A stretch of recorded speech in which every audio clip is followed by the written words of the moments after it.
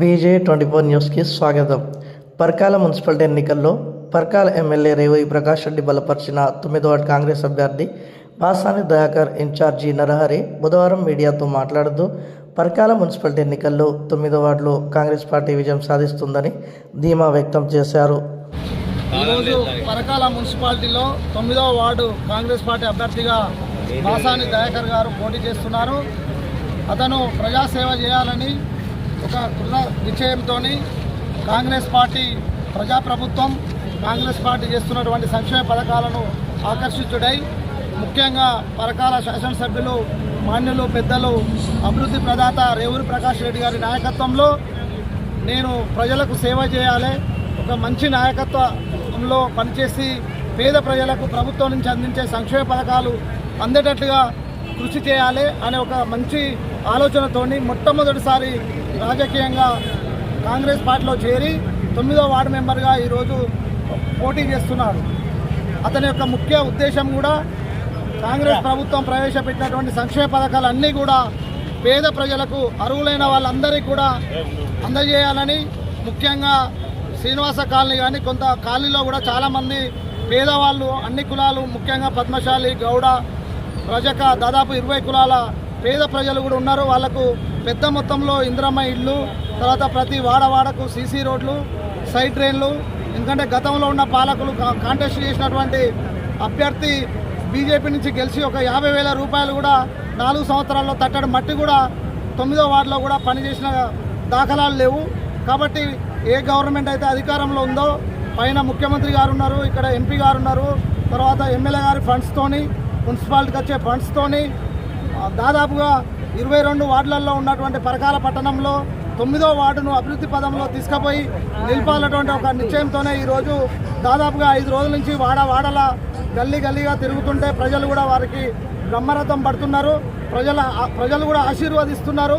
నువ్వు వచ్చినావంటే మాకు చాలా సంతోషం, నువ్వు అందరికీ సాయం చేసే గుణం ఉన్న వ్యక్తి తప్ప రాజకీయాలకు వచ్చి భక్షించే నాయకుని కాదు, ప్రజాసేవకుని నువ్వు వచ్చుడు మాకు చాలా ఆనందంగా ఉంది. మీ అందరం కూడా 11వ తారీఖు నాడు ఫిబ్రవరి 11వ తారీఖు నాడు జరుగుతున్న ఎన్నికల్లో చెయ్యి గుర్తుకి భారీ మెజార్టీతో మేము ఓటేసి గెలిపిస్తామని ఈ 9వ వార్డు ప్రజలు, మహిళలు, విద్యార్థులు, యువకులు, వ్యాపార వర్గాలు అందరూ కూడా ముందుకొచ్చి ఈరోజు మంగళారతులతోని కూడా జెండాలతోని డప్పులతోని స్వాగతం పలుకుతూ ఈరోజు పెద్ద మొత్తంలో మీరు ఇప్పుడు చూశారు.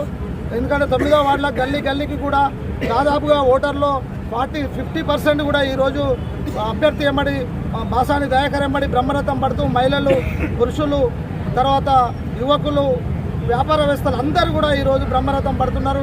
కాబట్టి దయచేసి 11వ తారీఖు నాడు జరిగేటువంటి ఈ యొక్క ఎన్నికల్లో 9వ వార్డు కౌన్సిలర్గా నిలబడ్డ బాసాని దయాకర్కు చేతి గుర్తుకి ఓటేసి మెజారిటీతో గెలిపించాలని 9వ వార్డు ప్రజలను కోరుచున్నాను.